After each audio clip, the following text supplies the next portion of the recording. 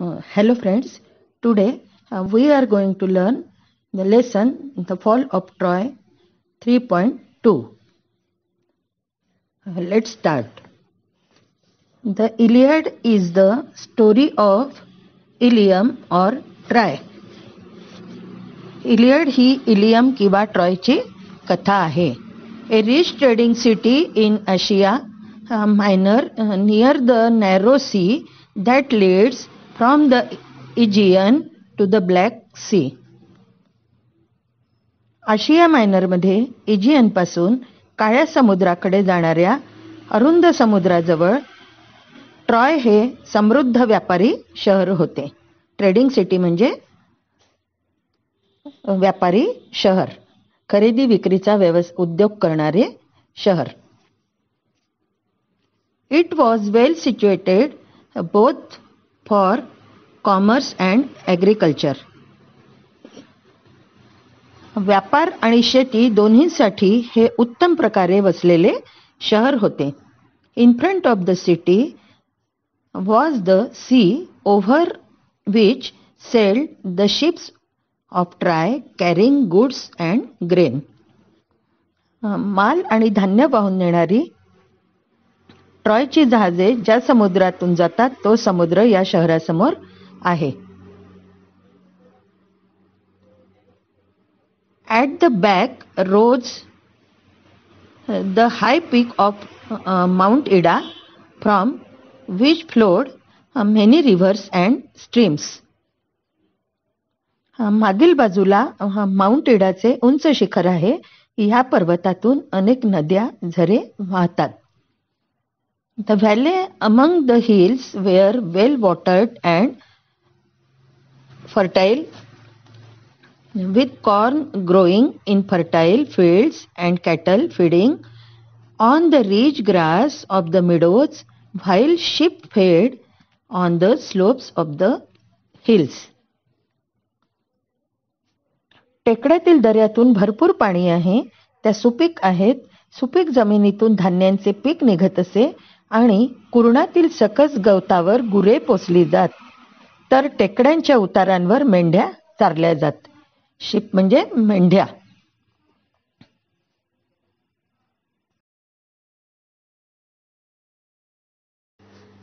Around their city, the Trojans had built a strong wall so that no enemy should attack them from the sea.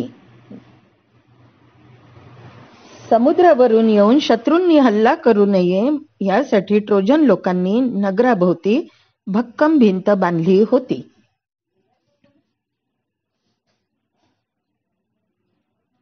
The wall was so broad that people could stand and sit and walk on it. ती भिंत इतकी रुंद जाड होती की लोक तिच्यावर उभे राहू शकत, बसू शकत असत. The great gates stood open and people could go to the seashore outside and come in as they pleased. They pleased म्हणजे त्यांच्या मर्जीनुसार. तिचे भव्य दरवाजे कायम उघडे असत आणि त्यातून लोक मर्जीनुसार बाहेर समुद्र किनाऱ्यावर जात आणि परत आत येत असत. But in time of war, the gates would be closed and then the city was like a strong fortress, quite safe from all attack, protected by the walls surrounding it as well as by the hills behind. Hills behind म्हणजे त्याच्या मागे टेकड्या होत्या. Protected म्हणजे संरक्षित. Strong fortress म्हणजे बळकट किल्ला. युद्धाच्या काळात मात्र दारे बंद असायची आणि त्या शहराभोवतीच्या या तटबंदीमुळे त्याचप्रमाणे मागे असलेल्या टेकड्यांमुळे शहर एखाद्या बळकट किल्ल्यासारखे असे, सर्व हल्ल्यांपासून पूर्ण सुरक्षित असे.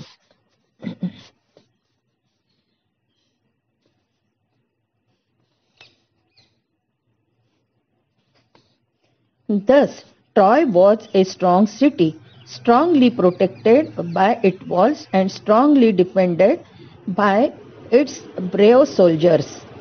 Brave soldiers म्हणजे शूर सैनिक.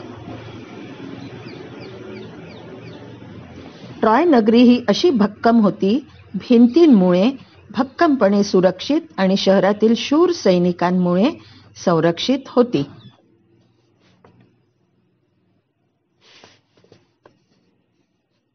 But all the kings and heroes of Greece had declared war against the Trojans because Paris, a prince of Troy, has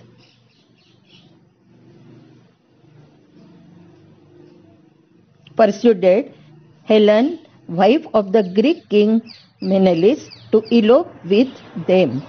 Elope म्हणजे पळून जाणे.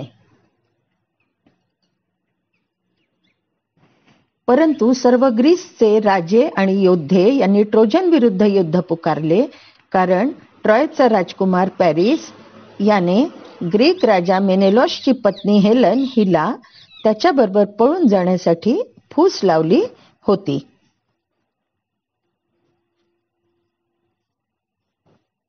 ही had brought her to Troy, आणि त्यांनी तिला ट्रॉयला आणले होते. The Greek wanted to take revenge on Troy. आणि मेनेलॉसशी केलेल्या या दुष्कृत्याबद्दल ग्रीक लोकांना ट्रॉयचा सूड घ्यायचा होता.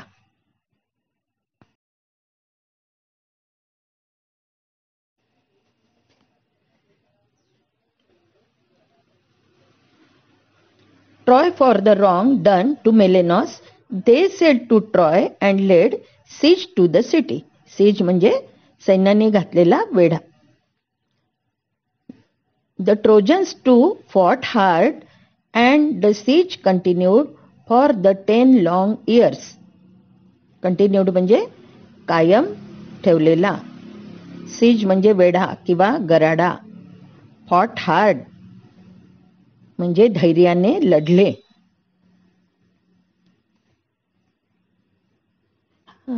मेनेलॉसशी केलेल्या या दुष्कृत्याबद्दल ग्रीक लोकांना ट्रॉयचा सूड घ्यायचा होता. ते जहाजातून म्हणजे समुद्रमार्गे ट्रॉयला आले. त्यांनी शहराला वेढा घातला. ट्रोजन लोकही खूप धैर्याने लढले. 10 वर्षे शहराभोवतीचा वेढा चालू राहिला होता. The fighting went on daily, but the siege did not end. लढाई दररोज होत होती, पण वेढा काही उठला नाही. On the one hand, the Greeks could not take the city, and on the other hand, the Trojans could not force them to sail away. दररोज ट्रोजन्स एकीकडे ग्रीक योद्धे शहर जिंकू शकत नव्हते आणि दुसरीकडे ट्रोजन त्यांना पळवून लावू शकत नव्हते. Every day the Trojans came out of their gates and the Greeks came out of their tents and ships, and the fighting went on. दररोज ट्रोजन त्यांच्या भिंतीच्या दरवाजातून बाहेर येत आणि ग्रीक त्यांच्या तंबूतून आणि जहाजातून बाहेर येत आणि युद्ध चालले.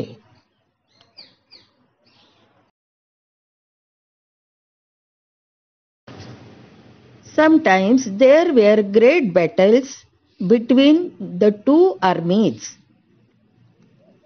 कधी कधी दोन्ही सैन्यात मोठ्या लढाया होत असत.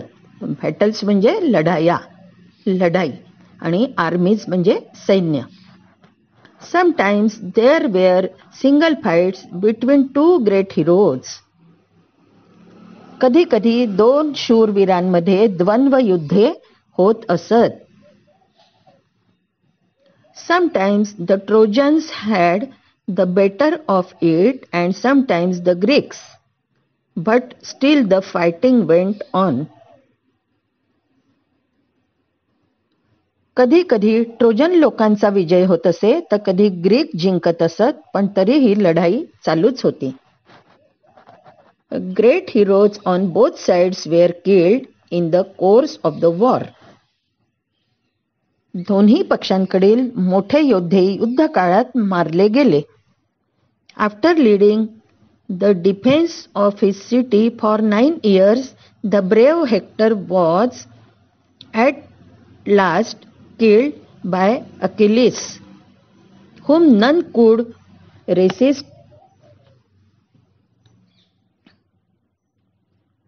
9 वर्षे शहराच्या संरक्षणासाठी नेतृत्व केल्यानंतर शेवटी शूर हेक्टर अकिलीस कडून मारला गेला. But Achilles himself was killed later on by the poisoned arrow. Poisoned arrow म्हणजे विषारी बाण. That entered his heel. Heel म्हणजे टाच, पायाची टाच. कोणी अकिलीसचा प्रतिकार करू शकले नाही, परंतु नंतर खुद्द म्हणजे स्वतः अकिलीसही त्याच्या शरीराचा जखम करण्याजोगा उरलेला भाग म्हणजे त्याची टाच, तिलाच म्हणजे त्या टाचेला विषारी बाण लागल्याने अकिलीस मारला गेला. The only part of his body where he could be wounded. Still later, Paris himself was killed also by a poisoned arrow. त्यानंतर पुन्हा स्वतः पॅरिसही विषारी बाणाने मारला गेला. The Trojans were tired of being shut up in their city, and the Greeks were longing to see their homes again, but still the fighting went on. लॉंगिंग म्हणजे तीव्र इच्छा किंवा लालसा. ट्रोजन लोक शहरात बंदिस्त राहून राहून कंटाळले आणि ग्रीकांना आपल्या घराकडे परतावेसे वाटू लागले, पण तरीही लढाई चालूच राहिली.